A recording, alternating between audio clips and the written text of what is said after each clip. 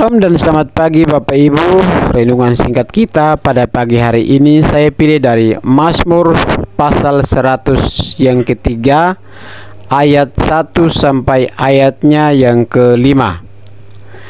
Di dalam ayat 1 dan ayat sampai ayat yang kelima, kita bisa bagi menjadi dua poin. Poin yang pertama dari ayat 1 dan ayat 2, di mana Daud berbicara kepada Tuhan. Lalu poin yang kedua dari ayat yang ketiga sampai ayat yang kelima, Daud berbicara tentang Tuhan.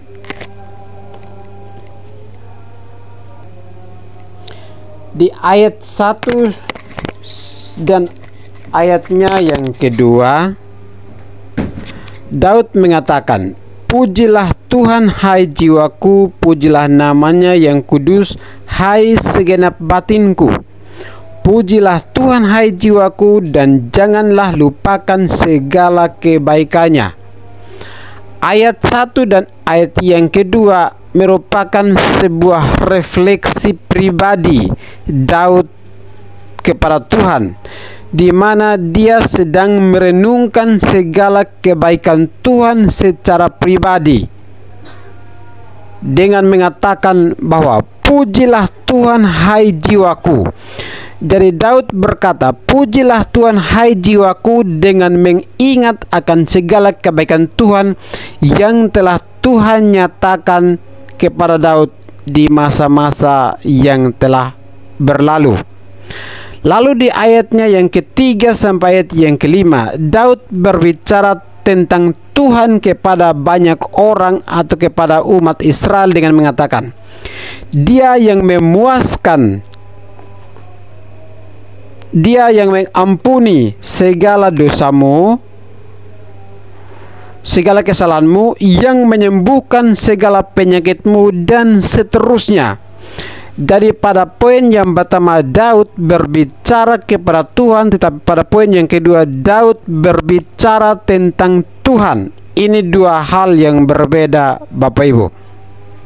Nah, menariknya sesudah kedua poin ini yang dapat kita temukan, menariknya di ayat yang ketujuh Daud mengatakan begini, Ia telah memperkenalkan, maksudnya Allah telah memperkenalkan jalan-jalannya kepada Musa, perbuatan-perbuatannya kepada orang Israel. Jadi di ayat yang ketujuh ini sebenarnya Daud melihat satu konsep, satu gagasan, satu ide perjanjian lama. Misalnya kita melihat di Keluaran ketika Tuhan melihat bangsa Israel ada di dalam perbudakan di bawah kepemimpinan Firaun, maka dia melihat perbuatan Tuhan di mana Tuhan mengutus Musa kepada Firaun untuk membebaskan bangsa Israel. Dan inilah yang disebut dengan istilah teknisnya adalah intratekstual. Intratekstual berarti penulis perjanjian lama mengutip penulis perjanjian lama yang lain, atau penulis perjanjian baru mengutip penulis perjanjian baru yang lain. Inilah yang disebut dengan sebuah istilah teknis, yaitu intratekstual.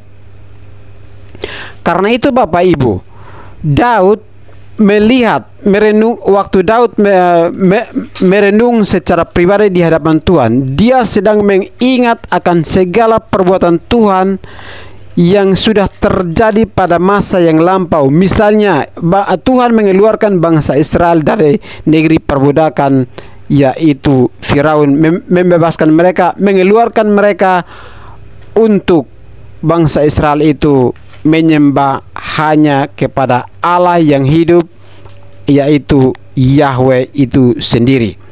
Nah, karena Tuhan telah menyatakan perbuatan-perbuatannya yang ajaib, segala kebaikannya, bahkan dosa-dosa Israel juga Tuhan telah mengampuni mereka, dan Daud melihat akan segala perbuatan baik dari Tuhan.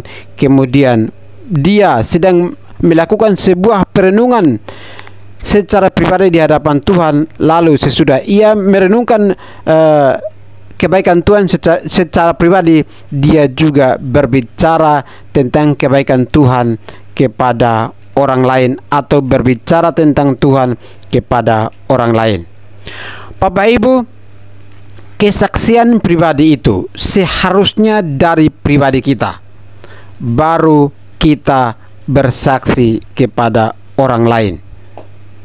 Satu kali lagi, sebagai orang Kristen, kita harus mengalami Tuhan baru bisa bersaksi kepada orang lain. Karena itu, sebagai orang Kristen yang sejati, marilah kita merenungkan kebaikan-kebaikan Tuhan di dalam hidup kita, dan kebaikan-kebaikan itu harus kita alami, barulah kita bersaksi kepada orang lain. Demikianlah singkatnya renungan ini, dan kiranya kita bisa ditolong oleh Tuhan untuk dapat mengerti perenungan firman Tuhan di pada pagi hari ini. Tuhan memberkati kita sekalian. Salam dan selamat pagi bagi kita semua.